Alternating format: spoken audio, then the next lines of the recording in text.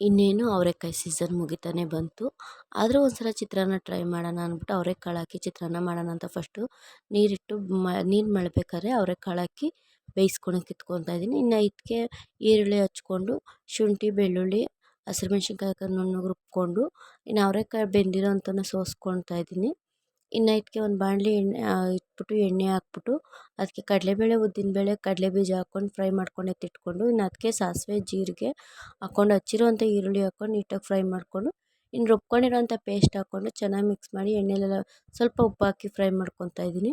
ಇನ್ನು ಆಮೇಲೆ ಬೆಂದಿರೋಂಥ ಅವರೆಕಾಳು ಹಾಕಿ ಅದು ಸ್ವಲ್ಪ ಹೊತ್ತು ಎಣ್ಣೆಲಿ ಫ್ರೈ ಮಾಡಿಕೊಂಡ್ರೆ ಅದಕ್ಕೊಂದು ಸ್ವಲ್ಪ ಅರಿಶಿನ ಹಾಕಿ ಮಿಕ್ಸ್ ಮಾಡಿಕೊಂಡ್ರೆ ತುಂಬ ಚೆನ್ನಾಗಿರುತ್ತೆ ಅನ್ಬೋದು ಚಿತ್ರಾನ್ನ. ಇದಕ್ಕೆ ಸ್ವಲ್ಪ ನಿಂಬೆ ಹುಳಿ ಹಾಕಿ ಫ್ರೈ ಮಾಡ್ಕೊಂಡಿರೋಂಥ ಕಡಲೆಬೇಳೆ ಕಡಲೆಬೀಜ ಉದ್ದಿನಬೇಳೆ ಹಾಕ್ಕೊಂಡು ಮಿಕ್ಸ್ ಮಾಡಿ ಇನ್ನು ಅದಕ್ಕೆ ರೈಸ್ ಮಿಕ್ಸ್ ಮಾಡಿದ್ರೆ ಚಿತ್ರಾನ್ನ ರೆಡಿಯಾಗಿರುತ್ತೆ. ತುಂಬ ಚೆನ್ನಾಗಿರುತ್ತೆ ಟೇಸ್ಟು ಅಂತಲೇ ಹೇಳ್ಬೋದು.